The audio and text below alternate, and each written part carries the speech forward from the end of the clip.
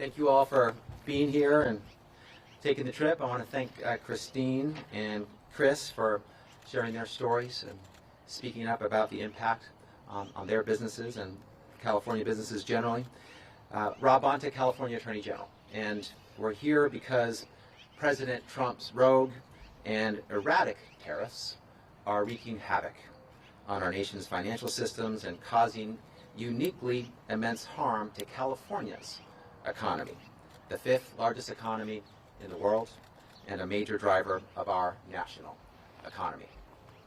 Together with Governor Newsom, I'm filing our 14th lawsuit against the president in less than 14 weeks. This one challenging the tariffs he unlawfully imposed under the International Emergency Economic Powers Act. We're asking the court to rein in the president, restore to our economy, and uphold the Constitution. The president is yet again acting as if he's above the law. He isn't. He is yet again violating the U.S. Constitution, overriding Congress's authority, and breaching the separation of powers. It's simple. Trump does not have the authority to impose these tariffs. He must be stopped. Before I get into the nitty-gritty, I want to express my great appreciation to Governor Newsom and his team for their leadership on this issue and many issues, and their partnership and collaboration with us on this case. We're proud to work with them, as always. And I want to recognize my team at the Department of Justice, especially the individuals in the government law section who worked tirelessly to make this lawsuit possible. It's an honor to work alongside so many dedicated public servants, both at the DOJ and in the governor's office. The gravity and instability of the situation at hand cannot be overstated. The risk to California, to our businesses, our workers, our families, cannot be overstated. As of April 2nd, Trump has imposed tariffs on every single one of the U.S.'s trade partners, sending shockwaves around the globe. On average, the tariffs are more than 22%, the highest in more than a century. For some trade partners, the tariffs are much steeper. Tariffs on our neighbors, Mexico and Canada, are 25% for more than half of goods. Canada has responded with a 25% retaliatory tariff, including on fresh produce and wine from California. The tariffs on China are now at an astronomical 145%.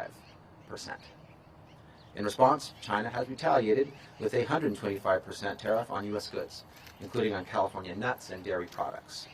Just 2 days after Trump announced his most sweeping tariffs, the U.S. stock market suffered the largest two-day loss in history.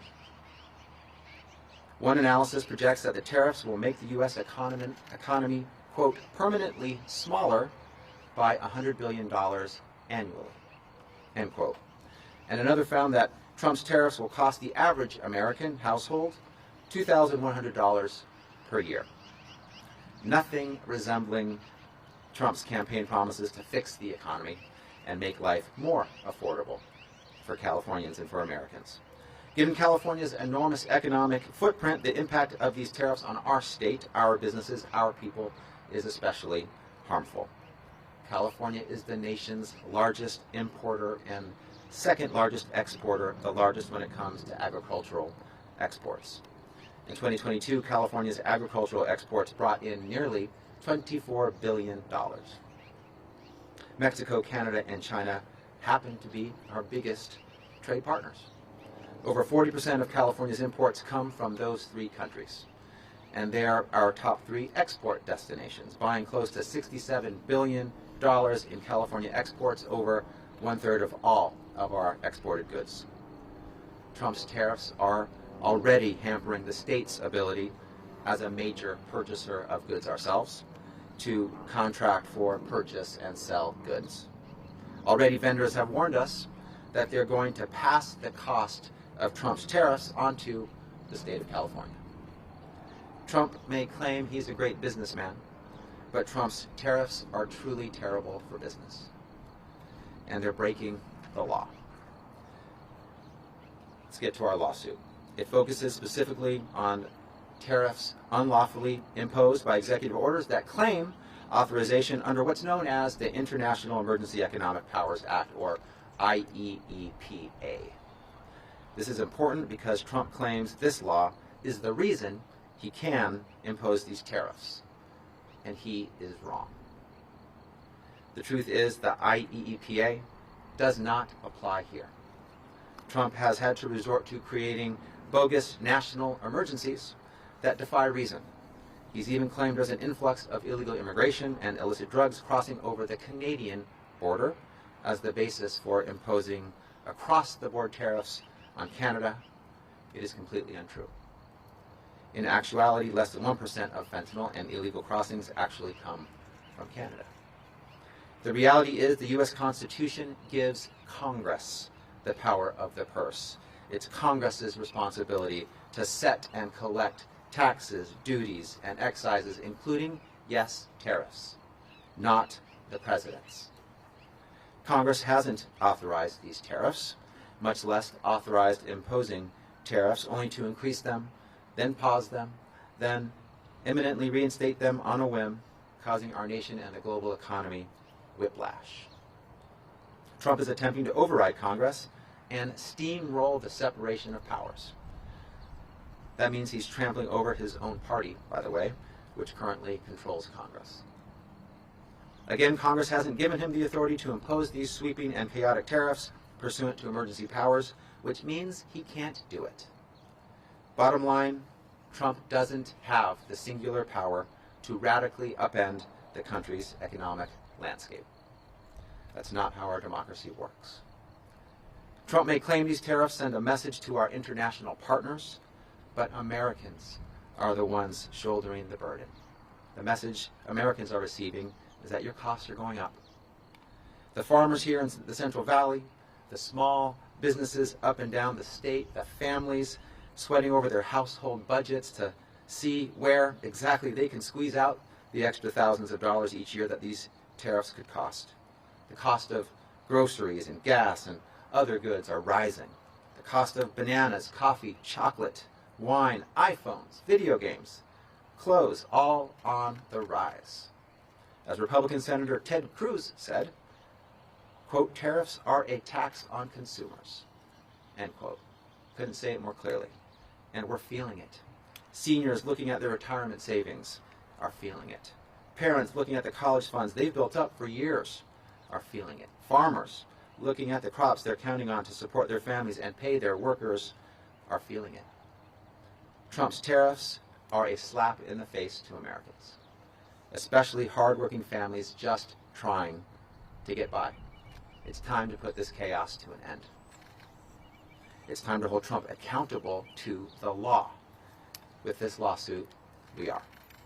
As Attorney General, it's my job to ensure California remains the best place to live, to work, raise a family, or run a business. That's exactly what I'm doing today.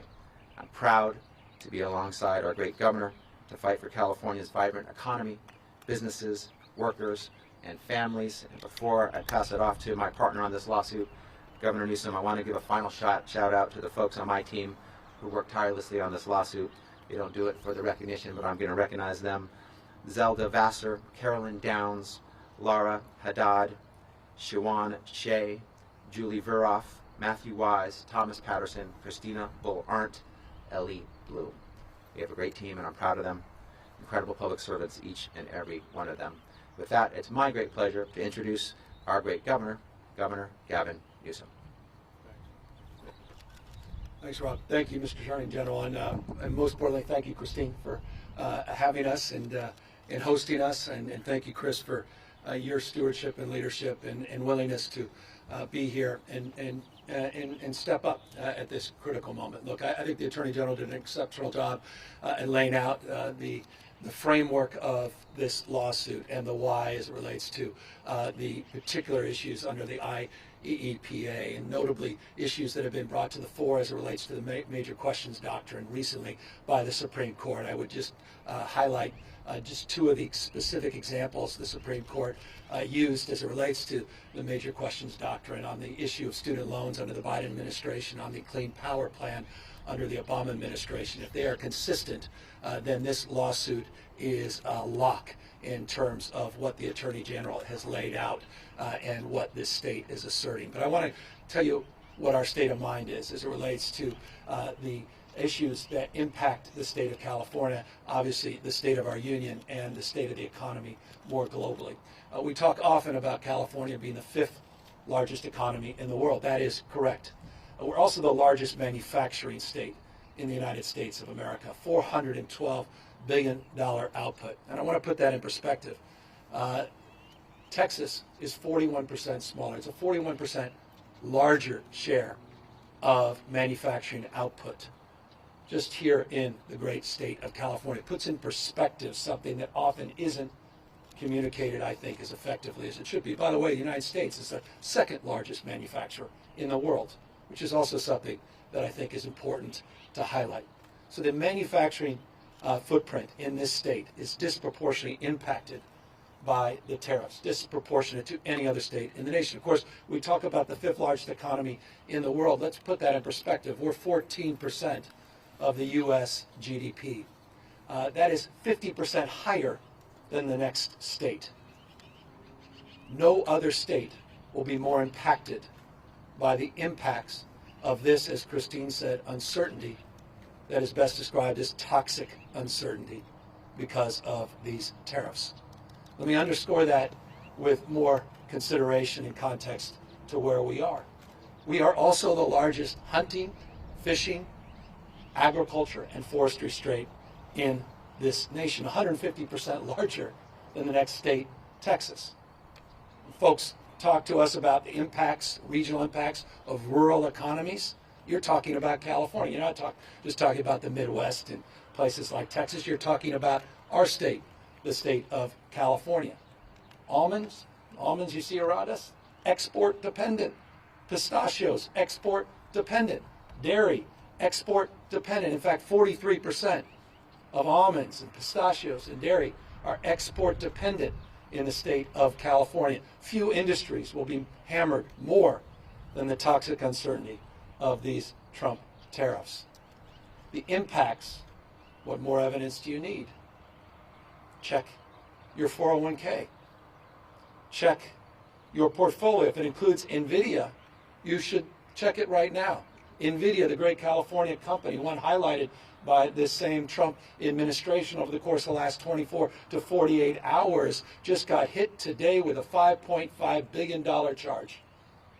Great California company got hit with a $5.5 billion charge, sending the markets to tumble yet again today. NASDAQ down over 2% as I speak. The uncertainty is pronounced and it is profound in the state of California. Consider just the imports coming from Mexico, Canada, and China. 44% of all of the imports into the state of California alone come from just those three countries, $197.3 billion in 2023. The impacts of these tariffs, particularly on those three countries, disproportionately impact the state of California. Across the spectrum, the impacts are off the charts. We talk about regional disparities. The impact in counties like this, counties like Kern, rural parts of the state will be outsized. It's not just the coast and technology. Think about the impacts already in the mega region of Baja and San Diego. Of course, you were talking about the integration of supply chains and a deeper appreciation and understanding that decades and decades forming a relationship, building trust, manufacturing, one side of the border, assembling on the other side of the border. You think about the impacts, the automobile industry, electronics, aerospace, in our state alone, disproportionate impacts. So California, why California? Well, that's why. No state is poised to lose more than the state of California. So that's our state of mind. And that's why we're asserting ourselves on behalf of 40 million Americans. And I imagine if you caucus those 40 million Americans, you'd find few, I don't care where they were in the last election, that are celebrating this uncertainty, that are celebrating the largest tax increase in modern U.S. history. In essence, a sales tax. In essence, a sales tax, a regressive sales tax that hurts working folks, that hurts poor folks, that hurts hardworking folks like Christine and those that Chris represents disproportionately. This is recklessness at another level. The geopolitical impacts are outsized. The trade impacts are outsized, not just the economic. That's why we were up in Canada making a case anew to try to encourage Canadians. What the hell do we have on the Canadians? Mocking people in another country, one of our great partners? Talking about being a 51st state? The fact that we had to invest in advertising up in Canada to encourage people to come to the great state of California, where 2 million Canadians visited last year, is a sign of the times, a testament to the moment we're living in. We're 2,000 miles away from Washington, D.C. We're a world away from the values that are emanating out of the White House. Again, that's why we're here. That's why we are asserting ourselves. I can't imagine anything more unifying for a state at this moment than stepping up as we're stepping up here today on this critical issue. So I just, again, want to thank the Attorney General, who's not been timid. He mentioned 14 lawsuits. We overall have 15 when you add the one he wasn't directly involved in. I want to thank him, and I want to thank the legislature. Don't forget, we did a special session, seems like a lifetime ago. It was just a few months ago, saying we have an open hand, not a closed fist. And it was a sincere sentiment. We didn't want to go down this path. We were hoping we didn't need to go down this path. But we prepared to go down this path. And so I'm grateful not just to the Attorney General, but to all of those members of his staff that he called out. I want to thank them for their partnership, their stewardship, the legislature, the same, for recognizing the severity of this moment. We talk about on-goals, we talk about, stupidity. This needs to be updated in the next Wikipedia or the next encyclopedia as a poster child for that. It's a serious and sober moment. And I'd be, in closing, lying to you if I said it can be quickly undone. And that's why we have a unique responsibility to do more at this moment as well. Now, I've been involved in, I think, 19 or so MOUs with countries around the world. We've been reaching out to foreign leaders. They've been reaching out to us.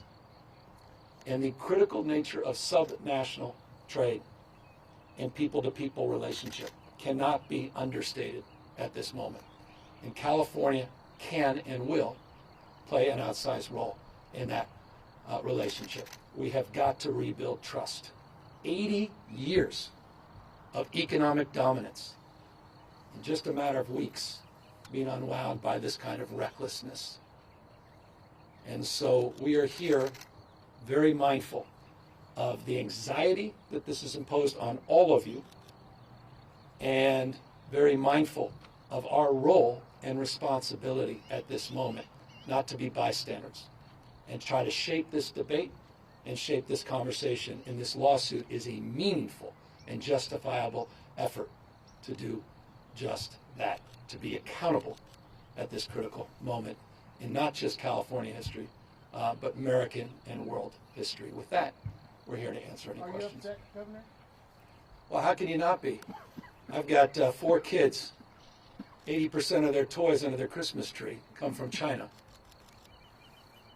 I've got family members living paycheck to paycheck. Many family members. My mom, who passed away years and years ago, was one of them. I mean, no rationale, no plan, no conscience to what it's doing to real people, no consideration of congressional responsibility. Where the hell is Congress? Where the hell is Speaker Johnson? Do your job. They're sitting there passively as this guy wrecks the economy of the United States of America, which has dominated the global economy. Don't take my word for it. The Wall Street Journal We are the envy to the world, and overnight a wrecking ball to America's reputation, our role, and our relationship. And so I'm angry as a parent, as a taxpayer, as someone who has a retirement account that didn't come from wealth, no trust funds in my family. You know, worked hard all my life. A guy who has businesses. I know I have blind trust. And I trust you can appreciate that I won't try to cross the line on that. But if someone has built a business that also is export dependent, some of them, industries like ag that I'm involved in, I have a unique understanding. It's not an academic understanding of the stress that folks are going through. And so it connects on every level. And so I'm angry about this. Governor, you've been very reticent to embrace, we talked about Trump-proofing.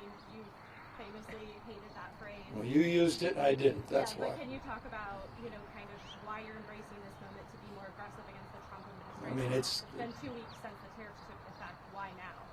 Because for the last few weeks we've been absorbing the impacts. We've been looking at the law.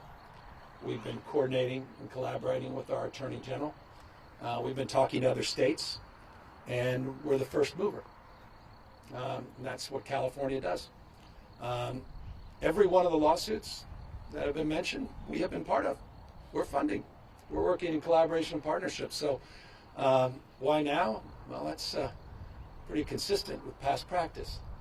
And you may recall we were involved in 122 lawsuits against the Trump administration and Trump 1.0. Had this the 15, it's 137. There's no more, I think, assertive state in our union that's standing up for the state of this union than the state of California. Mr. Governor, I'm wondering if you can talk a little bit more about the response you've gotten from those world leaders that you asked to spare California from retaliation. Well, we have great relationships, not good relationships, great relationships. You've seen, they've shared, not just me, some of the recent meetings we've had with the ambassador to Germany, ambassador to UK, to the premier just 48 hours ago, the premier of British Columbia. Those are just 3 recent examples. That doesn't even include all the other private conversations I've had that we're respecting the privacy. All the outreach, the MOUs that people are looking to see if we can update the relationships they're trying to maintain. And the imperative, they want to know that we're a stable partner. They want to know we're not going to turn their back as this administration's turned their back on our allies. And they want to know that we're going to continue to have their back as it relates to addressing the anxiety and uncertainty, particularly as it relates to their making a case. And I find this interesting. Making a case that we don't even need to make, but they're making, that California is not this administration in terms of policy in context of retaliatory tariffs. Now, I have no authority in terms of international trade. I recognize the limitations. That said, through the governor's office of business, we created an international arm. We've been very proactive, very aggressive. Lieutenant Governor's been a leader and point person in that respect. And so we're building on that work, and we're building on those relationships. And we have lined up many, many subsequent meetings. And I think the Visit California announcement we made 48 hours ago is indicative of the kind of proactive work we'll be doing to reach out to our trading partners and make the case that California has their back, and we want them back visiting the state. We want them continuing to trade with the state. We want to continue to maintain our dominance. By the way, I haven't even brought up the Port of LA, the Port of Long Beach, the fact that 40% of the goods movement in this country comes through those 2 ports. I haven't even brought up the pizza shops and the coffee shops that are disproportionately dependent on that trade every single day. I mean, this is not even complicated. The impacts of small businesses that cannot pass along these increased costs, that are losing customers. The impacts, and I don't want to speak for Chris and others, but the impacts already on the lack of investment. Any business person, small or large, uncertainty is the number one enemy. Just give us certainty. The one certainty that is only certainty we have is uncertainty. that literally on a whim, day to day, hour to hour phone call from a donor to a phone call from another donor, that there will be a waiver, there will be an exemption. I mean, from free capitalism to crony capitalism, just like that. Corruption, this is the personification of corruption. I appreciate the press. You chase this for a living. This is smash mouth in your face. Every minute of every day, every hour, and you know it. You've seen it. How in the hell are we sitting by and allowing this to happen? So again, that's the why, and that's what we are pushing back against in this lawsuit. Mr. Governor, thanks for taking the time. Thanks, Attorney General and Christine and Chris for hosting us. Two quick questions. Number one, have you spoken to the president about this? And number two, forgive me, it's unrelated, from Cron 4, Channel 4 News in the Bay Area. Do you have any reaction to the Benicia refinery announcing their, the refinery? Yeah, Valero. Just briefly on that, respecting the importance of that question. Under our special session, the first special session bill we advanced, there was a requirement to give notification as relates to any augmentation operations or closures for refineries in the state of California. Pursuant to that, we were given notification this morning, late last night, early this morning, made official, and we have a year to now address that issue. And I can assure you, beginning last night, we had all hands, and we're in the process of addressing any anxiety that may be created or any market disruption that may be created by that announcement. But we have time pursuant to that special session to mark some progress. And already this morning, first thing this morning, our teams are assembling to advance that progress in concert and partnership with the legislature. And your first question, perhaps you can advance that. Yes, have you spoken to President Donald Trump? I haven't spoken to him directly, but we reached out to the White House to give them heads up. Governor, my name's Anahita Jafari. I'm a reporter with KTVU News. Last month, we reported how you sent bat phones to the CEOs of the largest companies headquartered in California. Bat phones? I like the description, bat phones. I'm going to keep that. Yeah. That's what we Yeah, all right, that's nice. With your direct line programmed into them, have those CEOs discussed tariffs with you now through this new line of communication? Yeah, well, it's interesting. I mean, all of them, there's not one that has expressed anything differently. All of them have brought the issue of tariffs up and uncertainty. Can you say who you've been talking to and No. what specific concerns I don't want to call them out. Again, the idea of let me just say, just on the meta point, in some area, what the hell, bat phones and the governor. So I thought it was important that some of the biggest job creators, we've been doing this, as you know, with our Jobs First plan with small businesses. For the last few years, we've built this framework around regions rising together, and I'm really proud of that work. I felt we needed to do the same for some of the larger employers in the state. And so I reached out to them, and I did a burner phone, and just put my cell phone in there, just with my number. And I wrote a handwritten note to each one of the CEOs saying, you need something, call me. Here's my cell phone. And to your point, and some of your reporting, a lot of them have reached out directly. I will say, full disclosure, a lot of them thought it was fraud. They didn't know what to expect. They didn't even know it was real. They didn't even know what was going to happen. And so some, we had security personnel call saying, is this actually from you guys? So it's been an interesting experiment. I'm just being a little too forthright with you. But for those that got it, eventually, many of them just texted, said, I just want to confirm it's you. Those conversations, there just simply hasn't been one of them where tariffs haven't been brought up, period. You haven't shared any concerns about tariffs with Every single one of them have, by definition, of course. I mean, it's just, it's I said, the worst ongoing in the history of this country. One of the most self-destructive things that we've experienced in modern American history. I mean, the Attorney General just laid out the 22%. Some have estimated as much as 26.7, 27% all in. But you're getting near that the Smoot-Hawley numbers that every independent assessment said exacerbated the Great Depression. I mean, it's literally comparable to that. You know, I know a thing or two about China. I sat down with President Xi. This is, you know, this is serious. And we need to take it seriously. Again, no state has more to lose. How do you think Have the you court's gonna respond calculated- to this lawsuit? I'm sorry? How do you think the court's going to respond to this lawsuit? Well, I got my attorney here.